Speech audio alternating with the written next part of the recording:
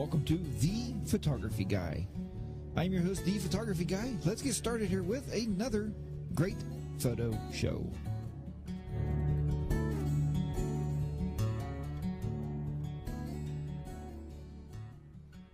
Hey, yes, welcome back, my friends, once again to The Photography Guy. This is episode number 58 for Sunday, June the 22nd, 2014. I'm your host, Jack, and I am The Photography Guy, and I'll be guiding you through all those settings, all those confusing pictures that you want to take, and trying to make some sense of all that. Thanks for joining me here this morning to learn more about your camera and making great photographs. Please check out my website at thephotographyguy.net where you can comment on these shows. If you're listening to the audio podcast, thank you very much for doing so. You can check out the video edition of this recording at 42 Technoman on YouTube.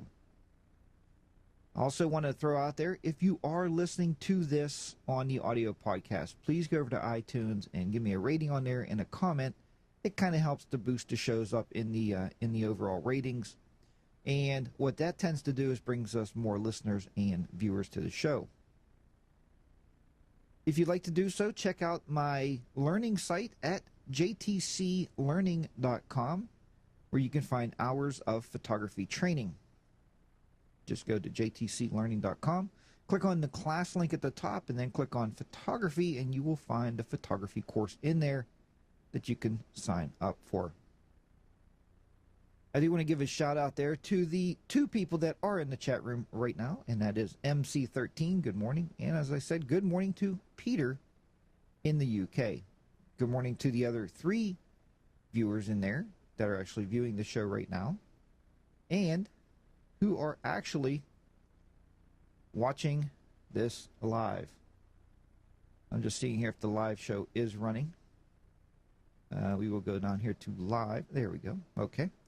I monitor the show as I'm recording it, obviously, through the headphones and through the video here, through live stream, so I can watch and make sure you guys are seeing everything that is coming out there this morning. And good morning to you, June. Nice to have you in there this morning. Today we're going to be talking about two different articles. And somebody once asked me, they said, Jack, and I told my wife this the other day, and she kind of laughed. They said, Jack, how do you prepare for this show? How do you know what you're going to talk about each Sunday? And honestly, I usually wake up Sunday morning at about 5 or 6 o'clock in the morning, and I start digging around and trying to find something that we're going to discuss. Unless something dictates itself through the chat room, or if something dictates itself through the online comments, and then I use those to actually forge us ahead and to help us along there to bring new shows to you. Today we're going to be talking about taking pictures and telling a story with your picture.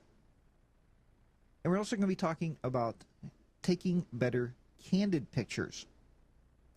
Now, these are two great topics, especially building on the topics we talked about last week about event photography and talking about the wedding photographies from the week before. These shows are all kind of building on each other, and that is, in fact, when I shoot a wedding, I tell the bride and groom that we are actually trying to tell a story of the day through photographs. Now, it's not hard, but you have to stay consistent, and you have to stay within a certain order to tell a story. And today with weddings, a big thing with weddings today is photo albums, and Peter can probably attest to that because Peter does a lot of weddings. And wedding albums, the new photo books, that's the big rage nowadays. I think people grossly overcharge for those, but they are in demand, and you can pretty much name your price and people will pay it. But folks, people don't want to pay it if you start with the first page, the first picture, and you have the wedding dance. The second picture, you have the cake cutting. The third picture, you have them getting in the, you have the bride getting dressed. It's out of order. It's not a story. So we're going to try to put some of that into perspective today. The first thing we're going to talk about is something about, as I said earlier in the, you can see there, we talked about doing some photo exercises that will keep you motivated. Now, this is 4 photo exercises I found that will motivate you to take more pictures. And you're probably just like I am. I do this all of the time.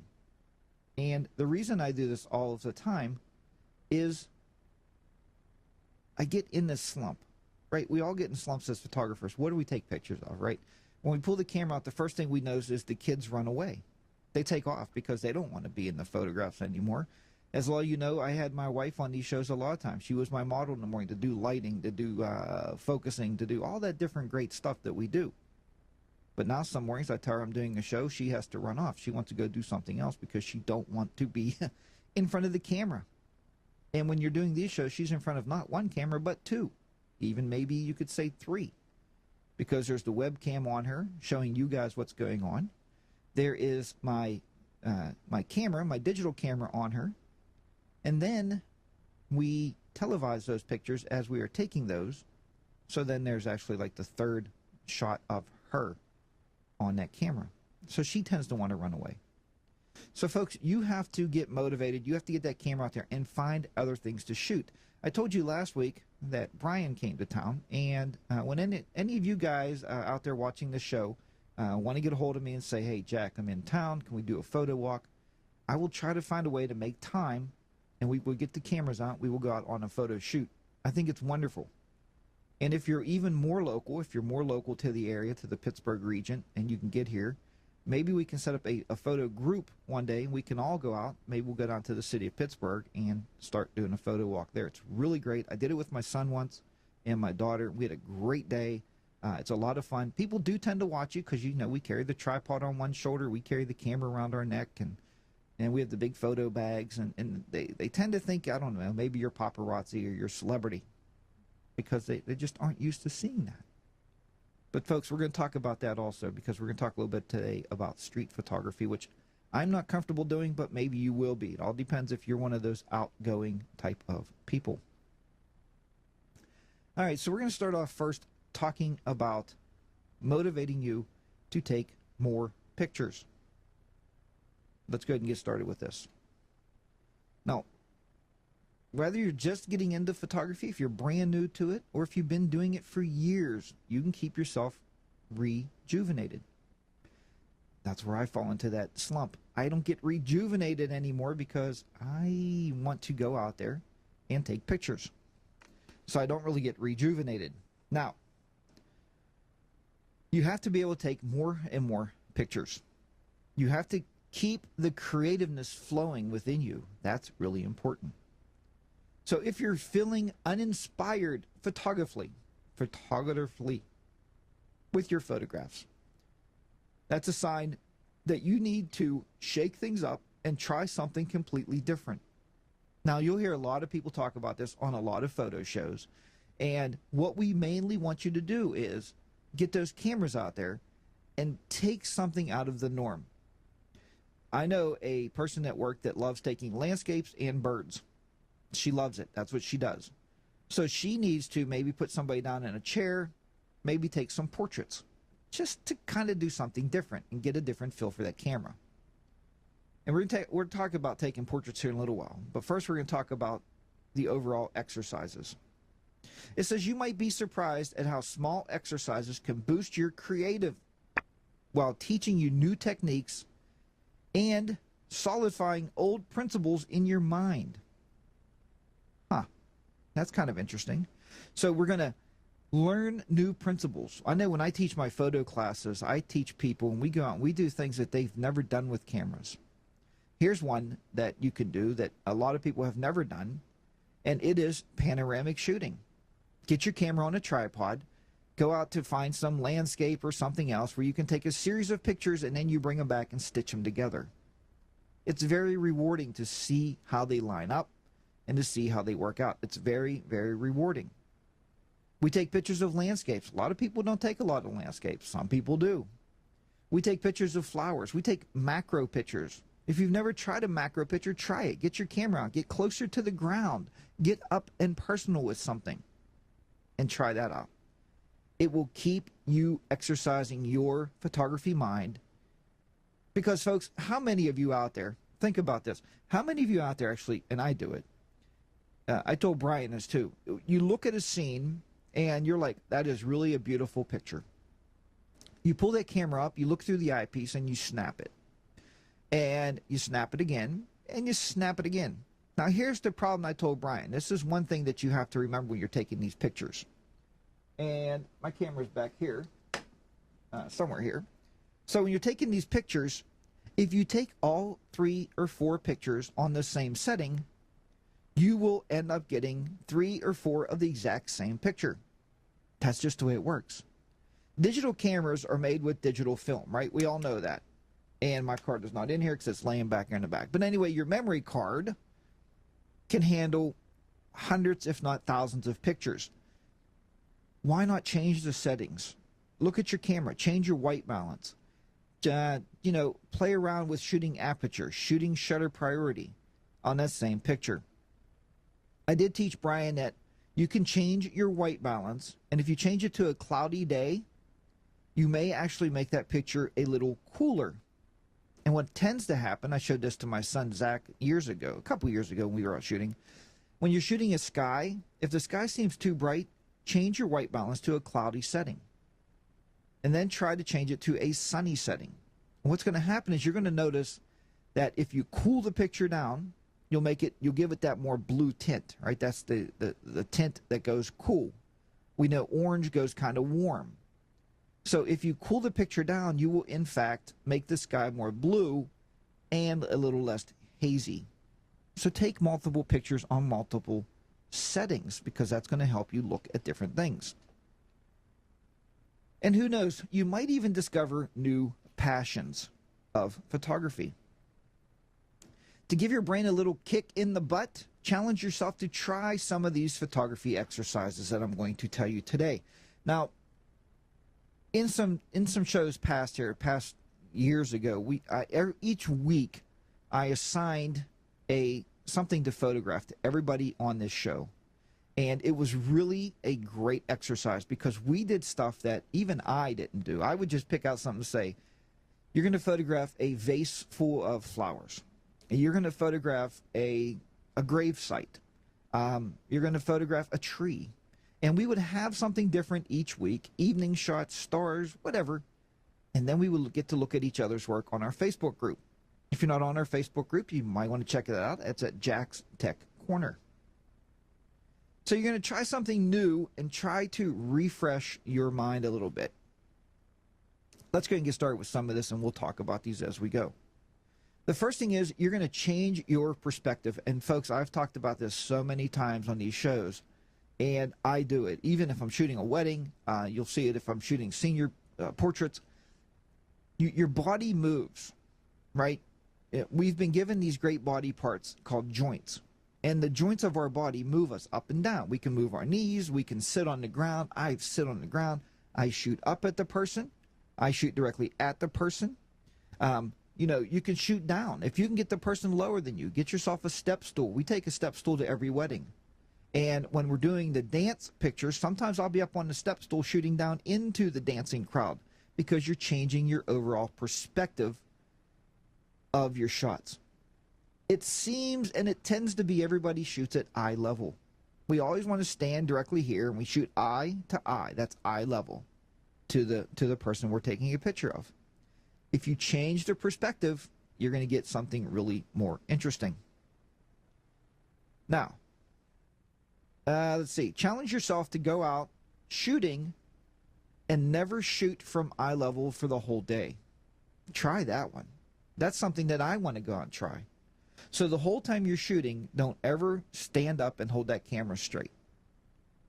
Here's something that, I seen one wedding photographer do, and I wasn't really over impressed by it because every shot she did was this way, and it drove me nuts. And what I'm talking about is they tend to turn the camera sideways, like a little bit like this, a little bit like this. They want to, do not really portrait, not really landscape, just kind of. Now, some of those are really gorgeous. Some of those are really gorgeous. But, folks, you can't shoot them all that way. You can't shoot all your pictures with your camera twisted to the side or tilted over. And that's exactly what the review said of this person that the bride said that she actually purchased none of those pictures from the photographer and was actually suing the photographer for, whatever reason. She didn't like them, I guess. So I guess you can sue anybody. Yeah, that's why we talked about contracts in the back. Now, here you go. Here's a thought. Take one shot from below and one shot from above. Then take one shot lower and one shot even higher if possible. Folks, don't climb into a tree with your camera. It's probably a bad idea. I mean, unless you're a tree climber and you feel comfortable with that. But most of the time, I don't want to climb a tree. I have in my wedding contracts that we will shoot any picture and any scene as long as a couple things do not get involved. As long as it does not put me or my assistant at risk. As long as it does not put my equipment at risk of getting damaged. If the equipment shall get damaged, then it would be, the cost of the bride and groom to replace that equipment. So obviously you're going to have insurance, but it's just something you have to state in there, because believe me, a bride will get you hanging off the top of a steeple shooting the car as it's pulling up onto the church. I mean, they'll do things like that. People want to have interesting shots. Now, the next thing to do is take a bit of a step back and take a bit of a step forward. So many times, folks, when we have these great lenses, I see this all the time when I teach classes.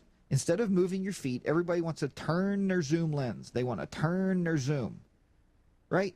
Well, we've been given these great things called feet, and our feet tend to want to move back and forward. We've learned to walk at an early age.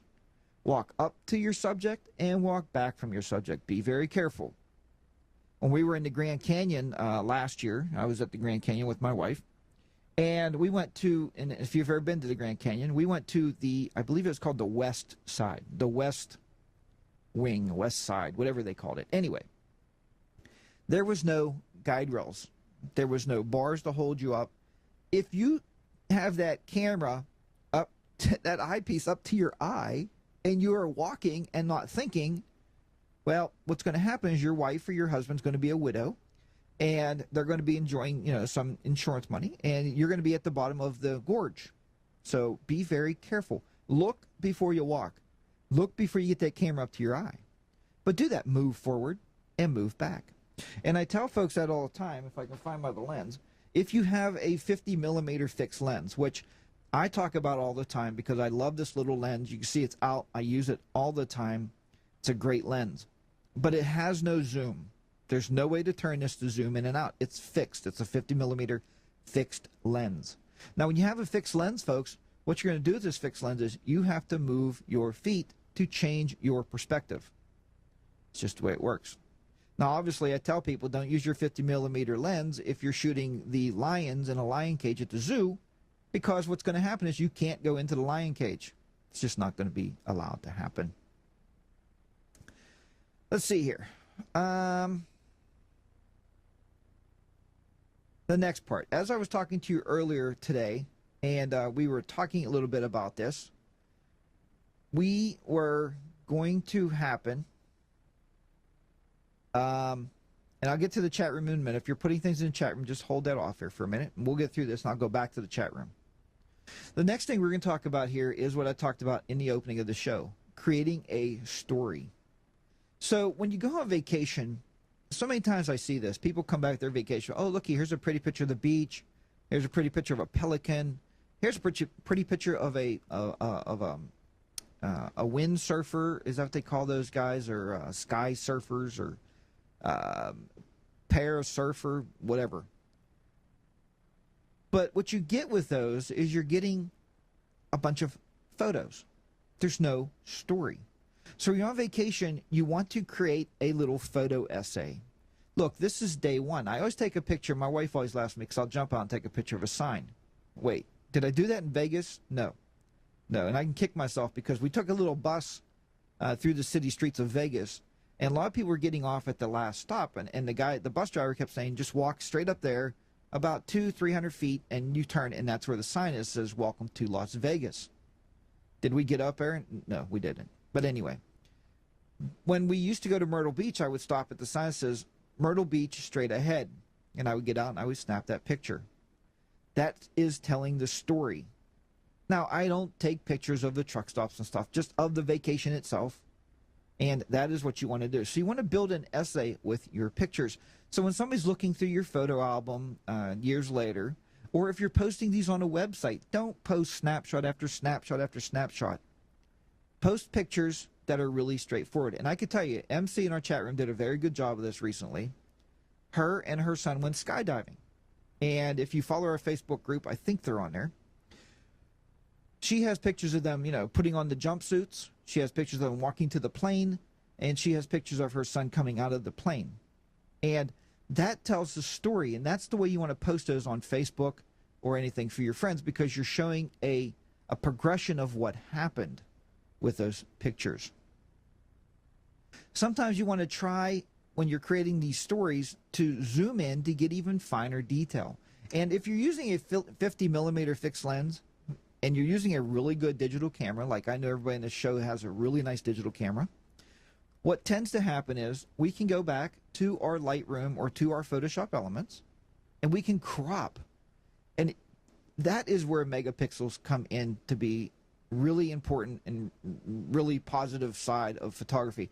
People often say, Jack, should I buy a camera with 5,000 megapixels?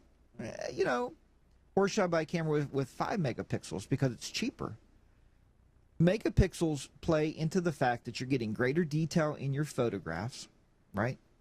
And also I found that when you crop, you can crop into a greater crop area and still have great detail because you have a lot of megapixels, or millions of pixels or dots per square inch. So choose one subject and cover it completely. This is how a journalist would do it. When a journalist goes out, if you've been watching all the photographs coming through now with what's happening in Baghdad and that part of the world, the journalists don't just take a picture of Baghdad, a building, and then they take pictures of the insurgents. No, they take pictures of the insurgents coming into the building of Baghdad, because that's how a journalist works. If you watch sports photography, they try to cover every angle, and I know you do get pictures like of one quarterback throwing something, but usually it's a quarterback throwing, it's a receiver receiving the ball. That's the story around what they're taking a picture of. As I said, try to organize them in order so you can get a really, really good story. This is something that really nobody does today. This is what happens. A lot of people do this in post-production, but I have found out that they do not do it in their camera. And I know my camera will do it. Check your settings in your camera and see if it'll do this. And that is shoot in black and white. Folks, if you want to learn more about lighting, shadows, highlights, and detail, shoot in black and white. Black and white is hard. That's why color was invented, right? That's why we don't live in a black and white world. We don't live in a world where, you look at everything and all you see is black roofs and white houses, because it was found early on that color gives more detail to stuff and it makes things more interesting. That's why we shoot in color. Now, like I said, of course, a lot of people do convert their pictures, and I see this a lot, and I teach this in my classes a lot. I think I've even taught it online here. You can probably go back to my YouTube videos and find it. On my YouTube videos, if you look for black and white art, you're going to find it. Or it's called black and white color art. It's one of those names. What those videos will teach you to do is, and sometimes people overdo this, and I see this a lot in wedding photos, is they make everything black and white, and they make the little posies the bride is holding, they'll be in color. Right? Okay, beautiful. All right, don't do the next 200 pictures that way, but one is kind of beautiful, and it's interesting, and it gives you something to talk about. Because remember, I talk a lot about these shows, and I try to help you create conversation pieces. I got a piece hanging on my wall downstairs right now. I'm working on submitting it to a contest because I think it's that good. And I take very few pictures that I ever want anybody to judge. But I thought, this picture is that good because when people come in, they look at this picture and they're like, wow. And when you get a wow factor out of somebody from your photograph, now you have a conversation piece. That's kind of what that black and white art does. Okay, I did enter one of those in a contest a few years ago and got zip, nothing, because I thought it was interesting, but apparently the judges did not feel the same way I did about it. Now, believe me, black and white requires a completely different way of seeing the world in terms of shape, form, and contrast, rather than the common visual cues that we are used to. Composing your photos will be a way to inadvertently improve and your compensations in color photography also. Now, the reason it does that is because when you're shooting in black and white, you're learning more about the landscape or the person you're taking a picture. You do this for portraits too. Why not? Shoot a couple in black and white. Here's a word of caution. If you're shooting an event or if you're shooting a wedding and you have your camera on black and white because you're taking some pictures of the church or of the altar before the bride and groom gets there, make sure you look at your settings before the bride and groom walk in there. Every picture you're going to have is going to be black and white. I do find it's better, not when learning. When learning, shoot the pictures in black and white if your camera will do that. But I have found out that if I'm playing around with pictures, I would rather post-process them and change them to black and white. All right. Make manual long exposures. So take full advantage of your digital photography's instant feedback. It's manual long exposures. With your DSLR camera mounted on a tripod. Don't do this. And when I was with Brian, I wanted to capture some waterfall pictures with the water kind of in movement. You know what I'm saying? If you look at the Facebook group and if you look at Kevin Rice's pictures, look for his Google Plus account, Kevin Rice. He is, and I told him before, he is the resident expert of this stuff. He has it perfected. I don't even think the man uses filters. He just uses camera. But you have to put your camera firmly on a tripod. You set the ISO to 100, so make sure it's a decent day out. Set the aperture to the smallest aperture possible, f22 for example, and set the shutter speed to bulb mode. Does anybody know what bulb mode is? B-U-L-B. What bulb mode allows you to do is, and I showed you how to clean a camera. If you haven't seen that video, check it out on the YouTube videos, how to clean your camera gear. A bulb is a little air bulb, and you blow air in it. Well, every camera has what they call a lock-up shutter. So what you do is you'll turn the camera on, and then you're going to lock up the shutter. The mirrors are going to open up and lock. And the reason we do this is so we can blow out the sensor. That's what we want to do. We want to be able to blow out the sensor. I just had a recording error here, so we're going to try to catch some more of this recording. And anyway, so on the sensor itself, there's a way that you can lock it open. That is the longest possible exposure you can have.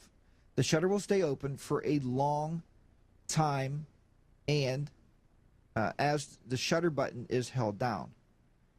Now, my camera, I know the Nikon, actually if you put it in bulb mode, the shutter, if you click it once, it will stay open. If I hit it again, it will eventually close. So there's something to think about.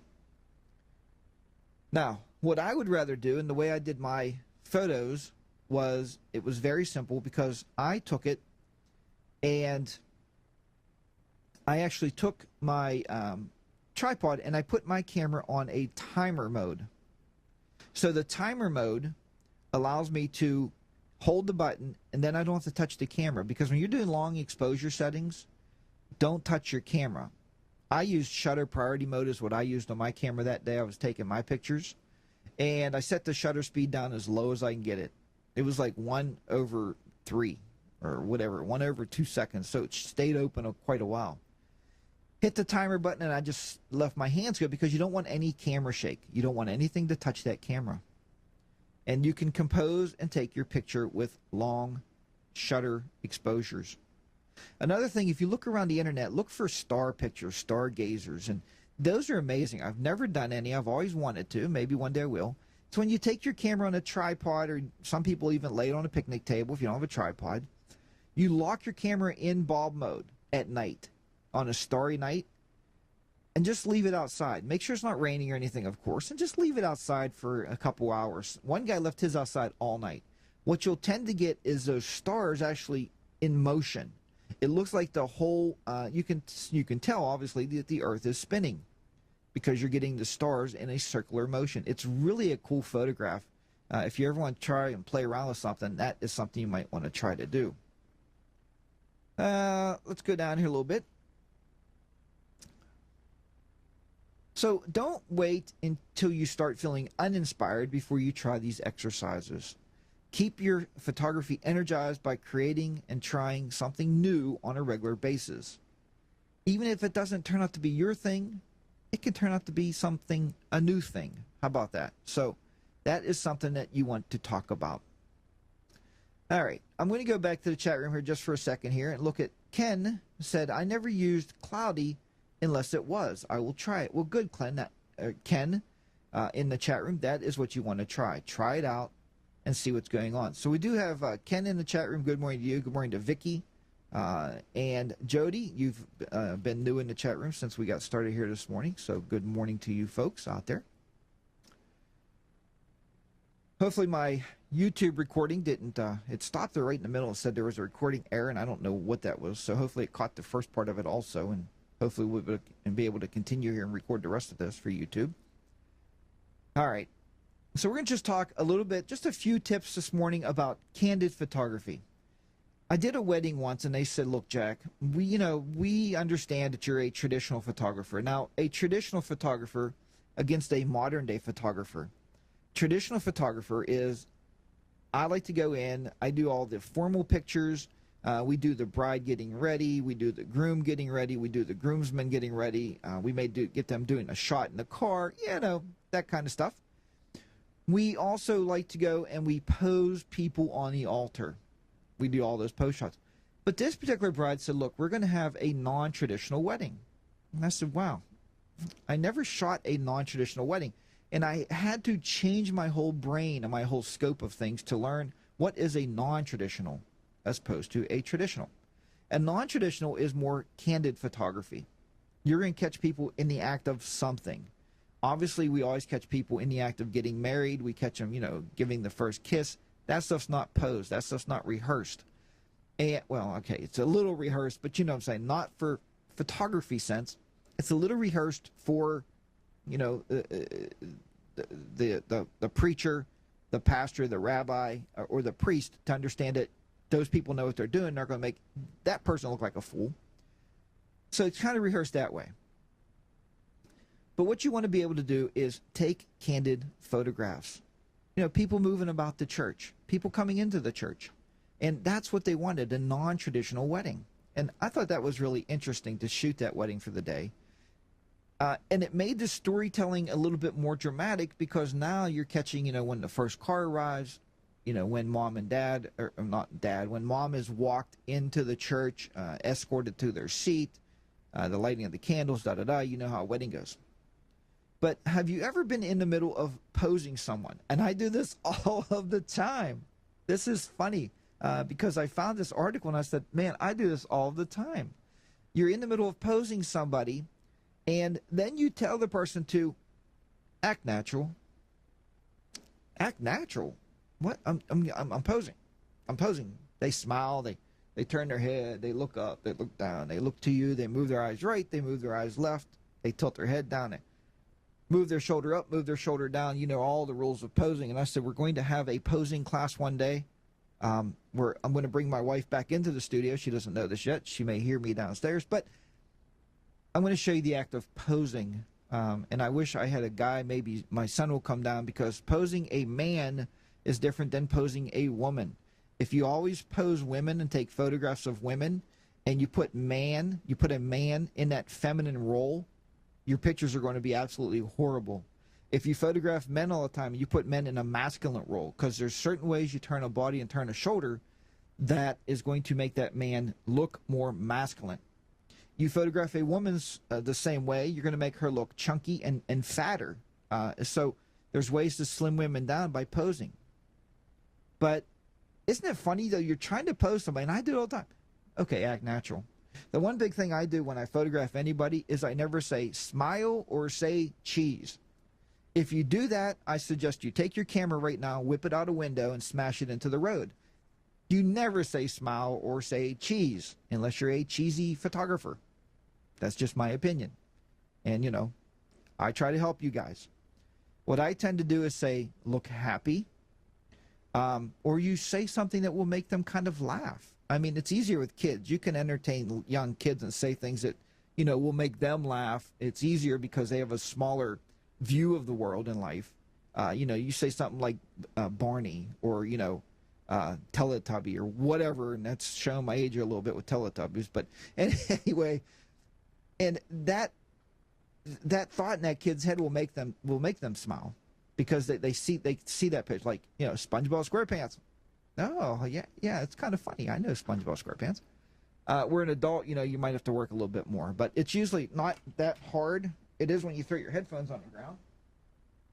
And, you know, that tends to happen when you're doing the show, right in the middle of the show. You throw your headphones on the ground. But anyhow, so we're going to go through some of this candid photography here without making this show too long. Okay. Now, before we get into these tips, let's take a moment and define two different subcategories of candid photography, which is street photography and reaction photography. Remember I told you earlier I was going to talk to you about street photography? This is, some people are very good at this. I've watched videos on YouTube where guys will walk right up to you in the street and say, "Hi, my name is Jack. Do you mind if I take your picture?" In today's modern society, the problem with that is everybody thinks if you have a camera, you are a perv. All right? You're up to something. You're into, why do you want to take my picture? I was taking pictures behind our old apartment building several years ago. This had to be 13 years ago.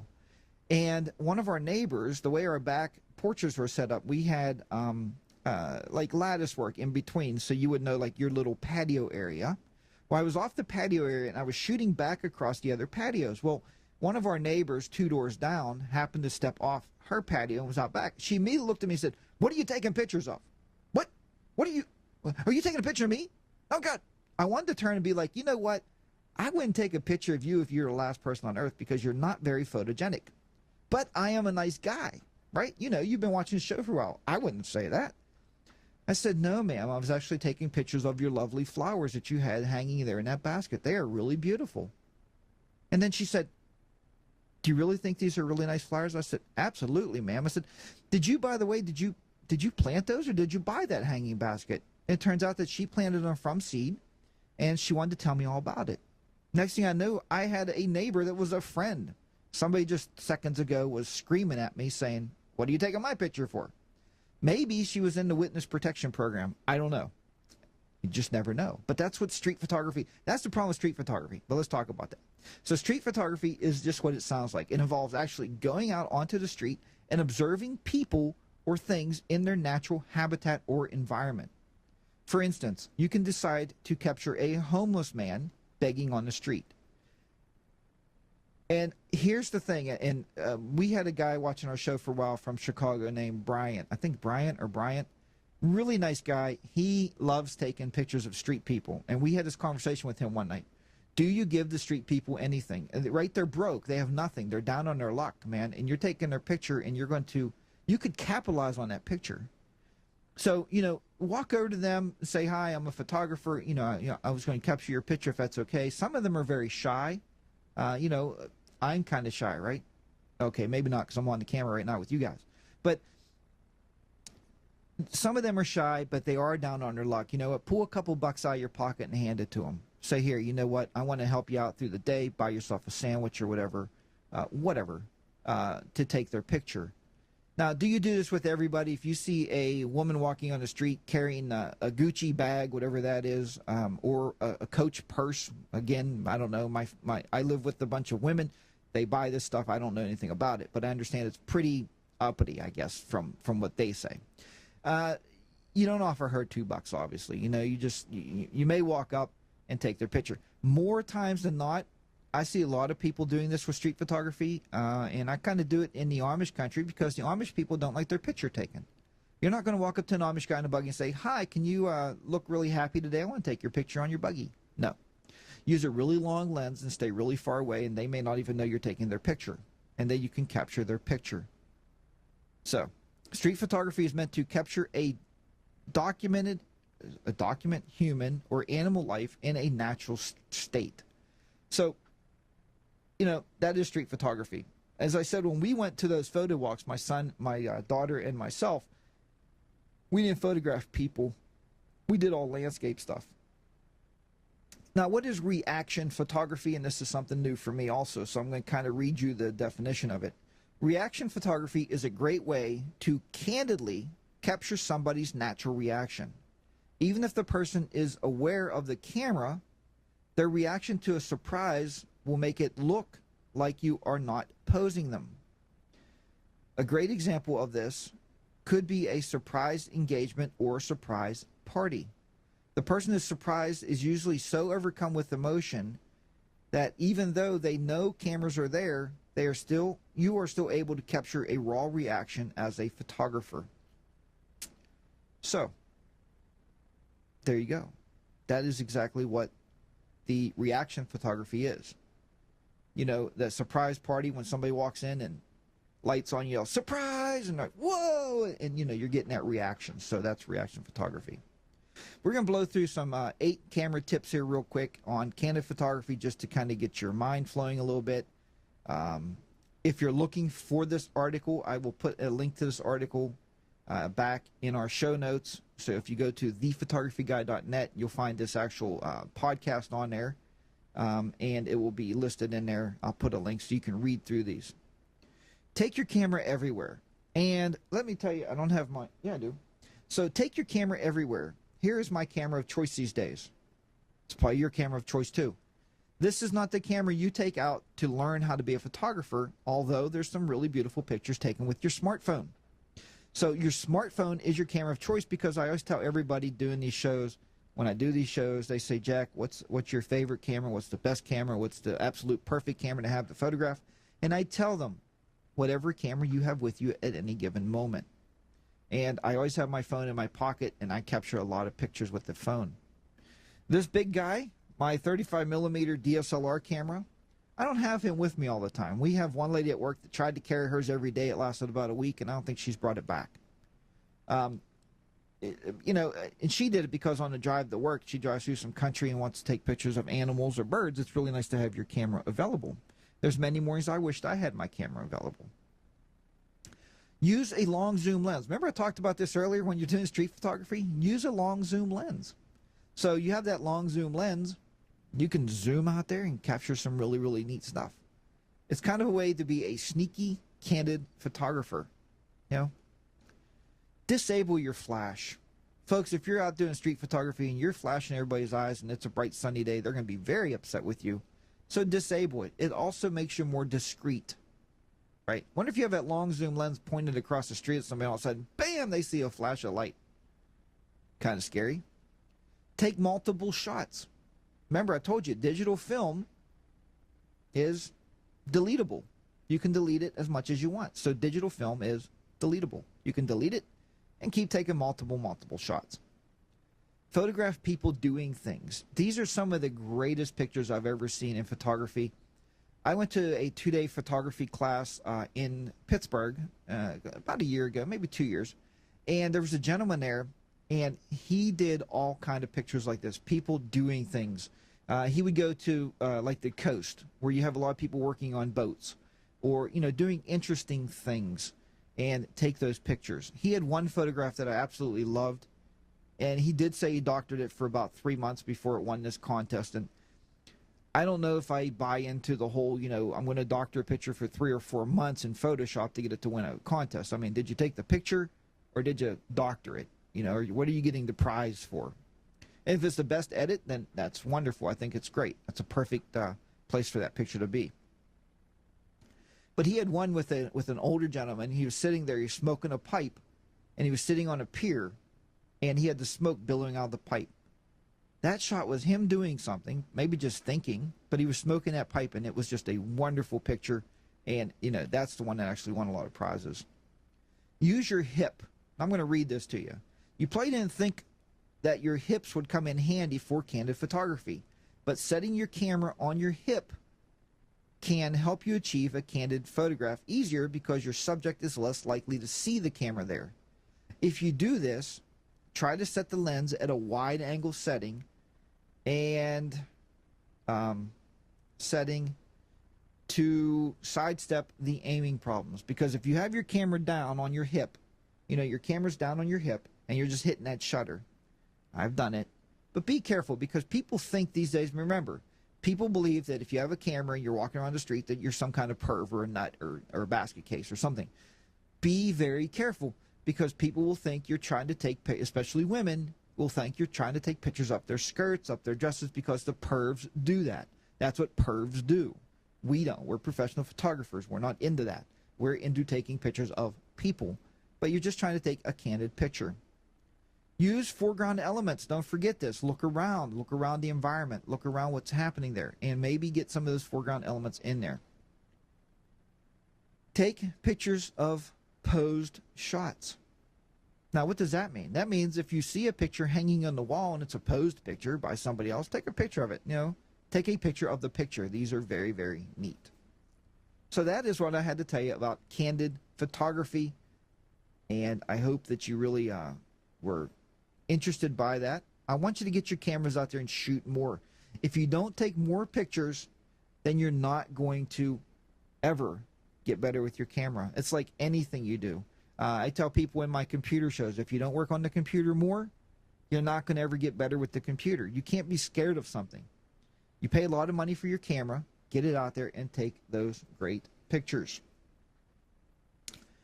All right, we're going to kick back here, and we are going to hopefully hope that YouTube video worked out for us. Folks, I want to thank you for watching this show. If you're downloading this from iTunes, again, please subscribe to my YouTube videos. You can find those at 42 Technoman. The number 4, the number 2 Technoman.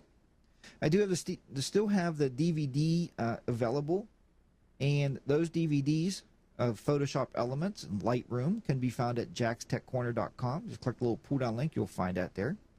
Also, check out the new learning site, jtclearning.com, which it's online learning, and it's online videos. And guess what? I tell a story because we go from install to editing, and that's what you want when you do Photoshop. You want to be able to install the program and then step through the program and edit, and I also teach you the tools in there that you need to know about, and that is actually Photoshop Elements 12.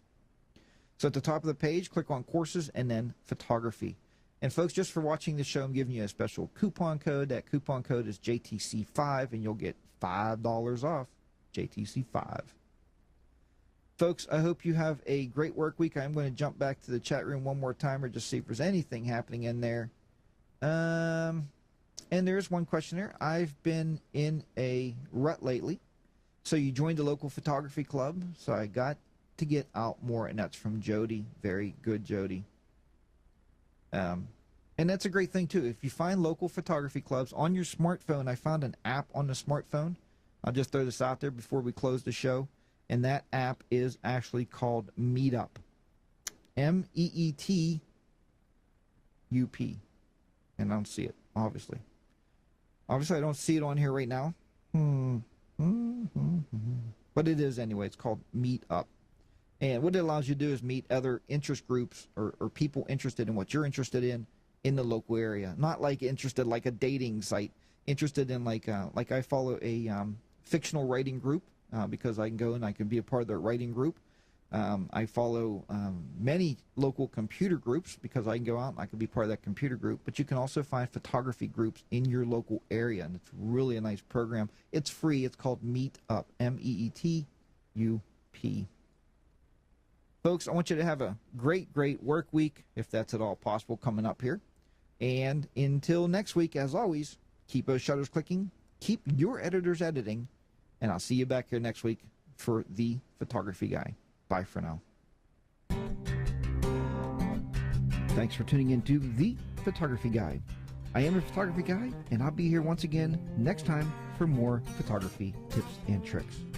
If you're not subscribed, please subscribe to the show and enjoy the music.